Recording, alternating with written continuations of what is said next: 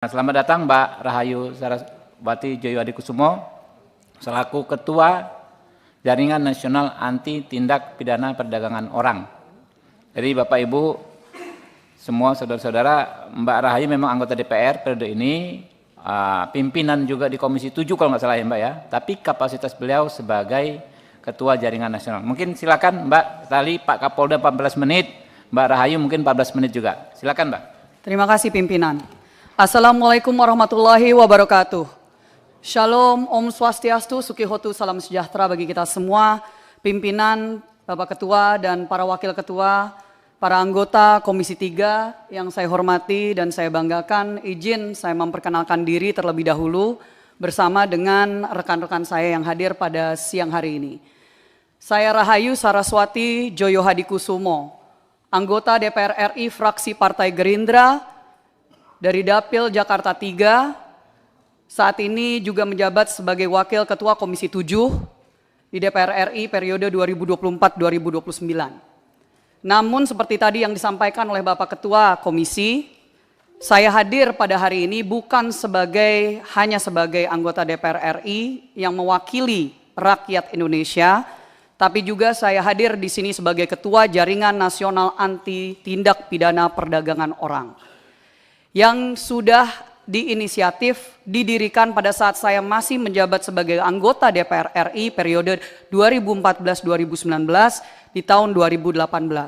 Sekarang kami sudah memiliki 30 anggota organisasi, NGOs, civil societies, dan juga individu-individu yang fokus untuk melawan perdagangan orang yang menjadi permasalahan besar di Indonesia. Saya tidak akan terlalu panjang lebar karena nanti saya akan serahkan kepada rekan saya yang merupakan Ketua Harian Jaringan Nasional Anti TPPO. Tapi saya mau memberikan sedikit konteks Bapak Ibu kenapa saya hadir di sini. Dan kenapa urusan Saudara Rudy Soik ini menjadi sesuatu yang saya secara pribadi angkat. Karena penting untuk konteks ini. Yang pertama, saya mohon izin juga kepada yang saya hormati tentunya jajaran dari Polda NTT. Izin Pak Kapolda dan Bapak-Bapak sekalian, mungkin Bapak tidak begitu mengenal. Tadi saya mendengar di awal Bapak tidak begitu mengenal Saudara Ibda Rudy Soik. Saya sudah mengenal beliau bertahun-tahun. Awal mulanya saya ini sebenarnya sebagai aktivis anti perdagangan orang sebelum saya menjadi anggota DPR. Karena saya mendirikan Yayasan Parinama Asta dari tahun 2012. Saya menjadi anggota DPR RI pertama kali 2014. Saya memulai perjuangan melawan perdagangan orang dari tahun 2009. Di tahun 2018 waktu saya menginisiatif untuk mendirikan Jaringan Nasional Anti TPPO, saya bertemu dengan tokoh-tokoh luar biasa seperti Romo Pascal. Di samping saya, ketua harian kami adalah Romo Krisantus Pascalis Saturnus. Tahun lalu beliau yang saya yakin di Komisi 3 yang adalah incumbent petahana sudah sangat mengenal nama beliau. Karena beliau adalah tokoh anti perdagangan orang yang waktu itu juga harus berhadapan dengan oknum dan sindikat. Dan beliau juga mendapatkan fitnah yang sangat luar biasa dan akhirnya didengar oleh waktu itu Menko Polhukam saat itu.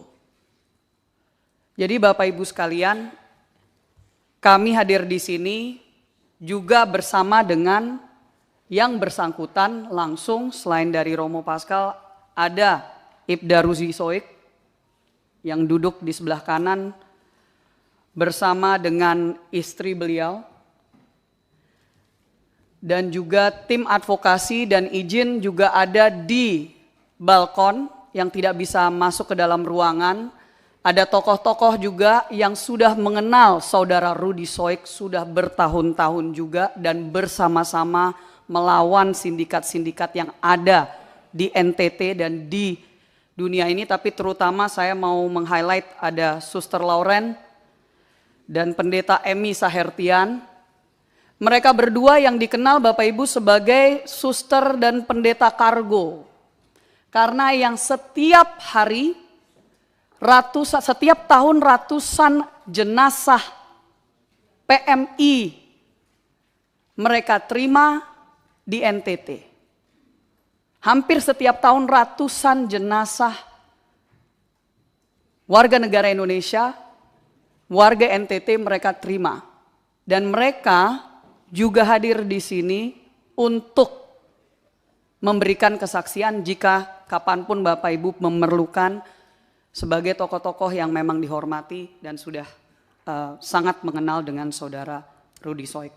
Izin pimpinan sedikit background karena awalnya jujur saya tidak mau mengangkat ini ke publik waktu masih persoalan demosi, dimutasi ke Papua dan seterusnya.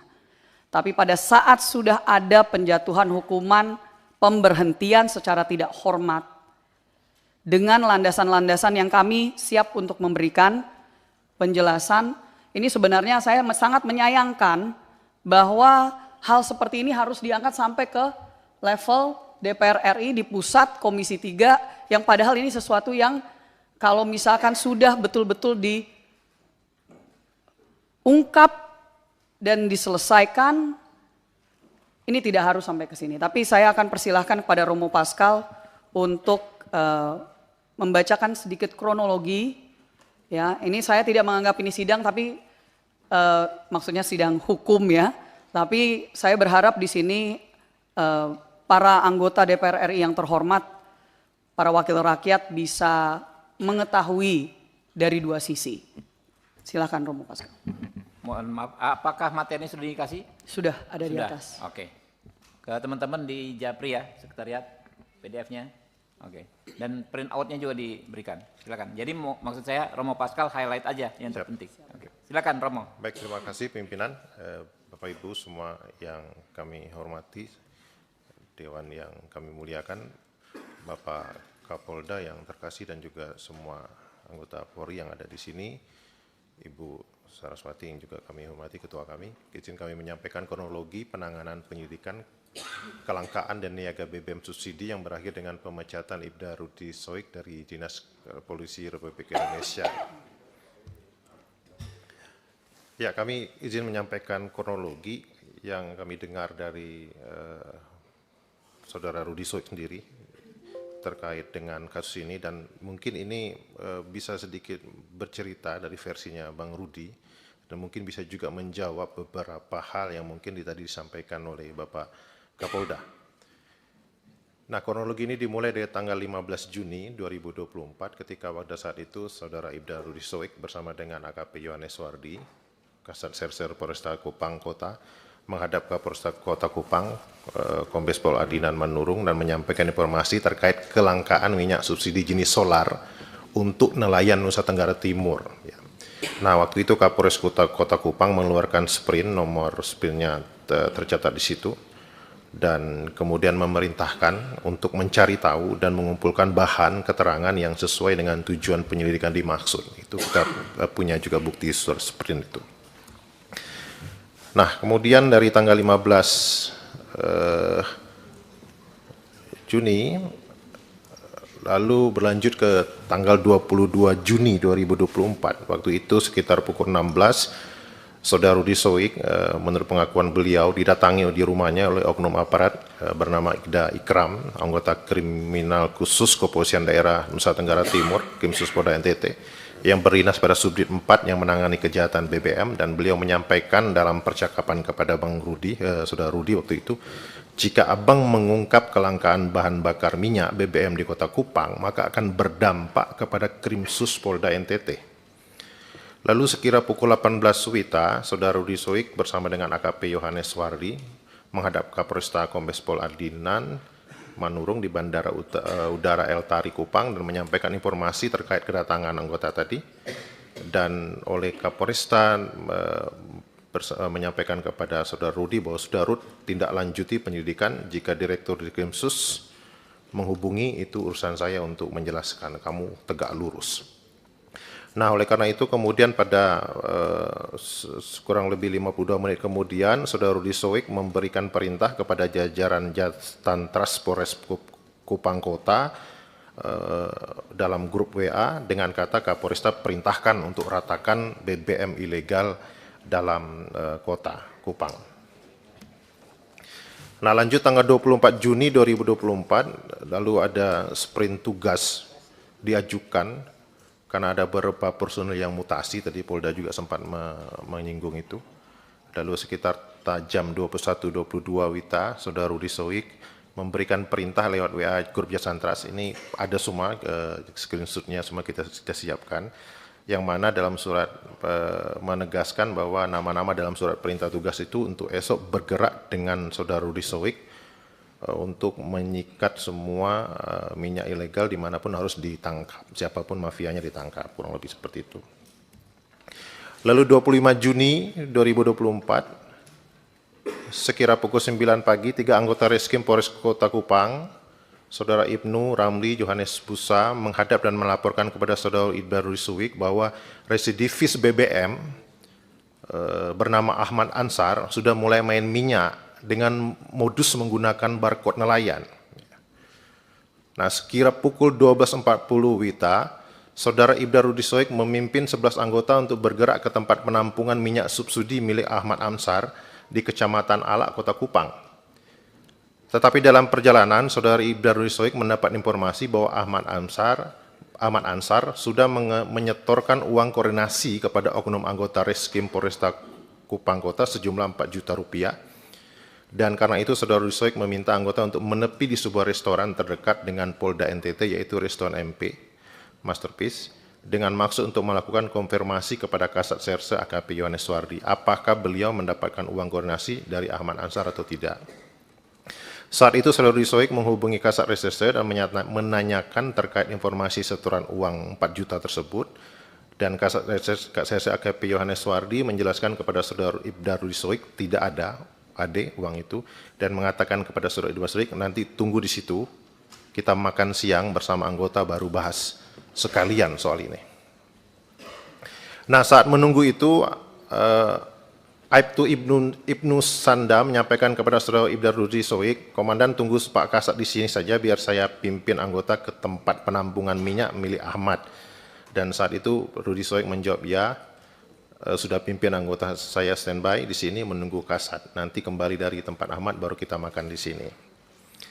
Lanjut, setelah anggota bergerak ke tempatnya Ahmad Ansar, Saudara Ibda Rudi Soik berjalan masuk ke ruangan tunggu restoran Masterpiece, dan karena menunggu cukup lama Kasat datang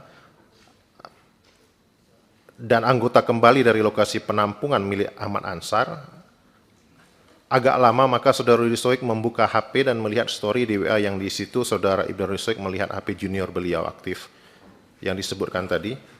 Lalu beliau coba menghubungi 2 orang junior Polwan yang bertugas di Polda NTT dan menyampaikan kakak ada makan di restoran Masterpiece, kalau mau gabung nanti silakan merapat. Lalu kedua Polwan menjawab, oke kakak kami merapat, tapi kami tidak bisa lama karena mau antar anak les dengan waktu yang bersamaan. Lalu Kasat Reserse mereka masuk sama-sama ke restoran itu dan masuk ke ruangan VIP dan mencicipi makanan yang dihidangkan di meja ruangan VIP. Saya nggak tahu ini benar nggak Rudi karaoke siang-siang hari ini.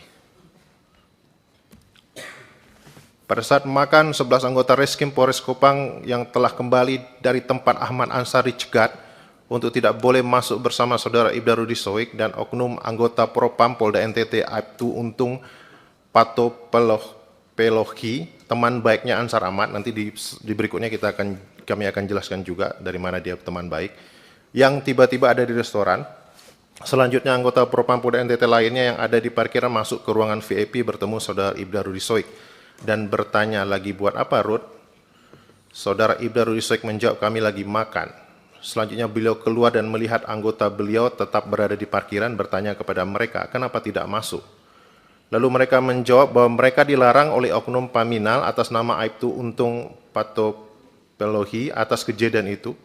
Lalu Saudara Ibda Rudi Soik melaporkan kepada Kapolresta Kupang, dan Kapolresta Kota Kupang menyampaikan kepada saudara Rudi Soik ada musuh dalam selimut. Ada screenshot WA-nya. Dan kemudian saudara Rudi Soik bertanya kepada saudara Aibtu Untung Patopelohi, kenapa melarang anggota saya masuk dalam ruangan, dan kemudian dijawab beta pas masuk di parkiran anggota semua ada di situ, jadi beta bilang balisu. 26 Juni 2024, saudara Ibda Rudi Soik melakukan pengecekan terkait perizinan penampungan minyak milik Ansar Ahmad pada salah satu oknum dinas perikanan pada saat itu, dan Ibda Rudi Soik mendapatkan informasi terkait nama Lau Aguan, seorang pengusaha kelahiran Cilacap yang memiliki lebih dari 6 kapal penangkap ikan yang diberikan rekomendasi oleh Dinas Perikanan dan Kelautan Provinsi NTT sebagai pengguna minyak subsidi jenis solar. Lalu kemudian saudara Ibda Rudi Soik mencoba mencari informasi mengenai cara menggunakan barcode pada BBM subsidi, dan beliau peroleh adalah pada saat pengisian BBM subsidi semua orang wajib memiliki barcode atas nama sendiri, apalagi pengisian BBM yang kapasitasnya besar. Jadi Ahmad Ansar ini tidak memiliki barcode. Selanjutnya dalam proses penyelidikan, saudara Ibda Rudi Soik juga mendapatkan informasi bahwa ada anggotanya melakukan pengawalan pembelian minyak subsidi oleh saudara Ahmad Ansar. Sejak tanggal 15 Juni 2024, oknum anggota tersebut yang merupakan anggota Polres Kota Kupang yang juga merupakan booster atas nama Muhammad Kalumba telah menerima setoran dari Ahmad 4 juta rupiah yang kemudian terkonfirmasi melalui pengakuan Bribka Muhammad Kalumba kepada saudara Ibda Rudi Soik bahwa yang dia terima adalah uang sebesar 3.800.000 rupiah. 27 Juni, saudara Ibda Rudi Soik bersama anggota Jasantras Polres Kota Kupang melanjutkan penyelidikan yang mendatangi rumah Ahmad Ansar. Sesampainya di tempat penampungan minyak saudara Ahmad Ansar, saudara Ibda Rudi Soik bertanya kepada saudara Ahmad Ansar, apakah pada tanggal 15 Juni 2024 pernah membeli minyak jenis solar dan benar pernah memberikan uang kepada anggota Bribka Muhammad Kalumda. Jadi ini kronologi 27 Juni ini adalah kronologi di mana saudara Rudi Soik memastikan bahwa Ahmad Ansar ini pertama tidak punya izin untuk menampung minyak, tidak punya juga barcode, dan dia juga punya track record sebagai pemain BBM mafia. Nanti mungkin bisa dibaca di slide biar saya mempercepat waktu. Ya, kami mungkin karena waktu izin pimpinan kami langsung ke kesimpulan paparan. Pertama, kami ngerasa teman-teman jaringan Jarnas dan juga teman-teman di NTT melihat adanya skenario kriminalisasi terhadap Ibda Rudi Soik secara terstruktur, masif, dan sistematis oleh oknum polisi yang mengatasnamakan Polda NTT untuk menghentikan langkahnya dalam mengungkap kejahatan penyeludupan BBM bersubsidi yang diperuntukkan bagi rakyat kecil. Yang kedua, menurut kami adanya perampasan hak ekonomi kerakyatan, hak atas BBM subsidi, yang sangat dapat berdampak pada masalah-masalah sosial lainnya, tindak pidana perdagangan orang yang disebut oleh pimpinan kami tadi, kemiskinan yang meningkat di mana-mana, dan ada indikasi keterlibatan oknum aparat kepolisian di situ. Yang ketiga, kami merasa negara absen dalam menjamin kesejahteraan dan keamanan bagi rakyat dengan adanya pembiaran kasus mafia BBM bersubsidi berulang di NTT. Dan yang keempat, peradilan etik terhadap Ibda Rudi Soik SH dan putusan PTDH yang prematur merupakan skenario kriminalisasi melalui mekanisme peradilan etik yang terkategori tidak adil serta menutup jalannya upaya pemberantasan mafia BBM yang marak di Kota Kupang. Ya, mafia BBM-nya kok nggak dikejar-kejar gitu ya, tapi kok Rudi Soiknya yang dicari-cari. Dari cara dan pelakuan Polda NTT terhadap Ibda Rudi Soik SH telah mengancam human security keluarganya, ya, ini memata-matai lokasi pemukiman dengan menggunakan drone, penjemputan paksa di rumah pribadi yang menimbulkan trauma pada anaknya, pada istrinya yang juga dicegat di tengah jalan, orang tua, mertua intimidasi secara sengaja terhadap istri oleh pejabat Polda NTT dengan cara membututi, menghentikan, dan memeriksa dokumen berkendara secara paksa dengan tanpa menunjukkan dasar aktivitas tersebut. Ada bukti video yang kita sudah lihat juga mungkin. Perlakuan ini merupakan pelanggaran HAM terhadap perempuan dan anak yang terkategorikan sebagai kelompok rentan. Karena itu kami mendesak agar program NTT dibersihkan dari aparat yang terindikasi terlibat atau melindungi serta bekerja sama dengan para penimbun atau mafia BBM bersubsidi, yaitu menonaktifkan beberapa pejabat tinggi di lingkup Polda NTT, Kapolda, Dikrimsus, Kabid Propam, dan Kabid Humas yang dengan gegabah telah mengalihkan upaya pemberantasan mafia BBM ke dramatisasi kasus Rudi Soik. Yang berikut membatalkan putusan Komisi Kode Etik Polda NTT. Dan yang terakhir untuk melanjutkan proses penyelidikan dengan dugaan mafia BBM di Kota Kupang, maka terhadap Ibda Rudi Soik SH dan seluruh tim, semua anggotanya yang 11 orang itu, yang dimutasi akibat dari disangkut pautkan dengan kasus polis lain, dipulihkan nama baiknya dan dikembalikan pada posisi semula. Terakhir pimpinan, saya menyayangkan sebagai anggota DPR RI bahwa membutuhkan untuk kita mengangkat satu kasus terhadap satu orang polisi yang kami kenal sudah sangat memperjuangkan nasib masyarakat kecil dan orang banyak, termasuk juga kasus-kasus perdagangan orang yang beliau ikut untuk ungkap di NTT.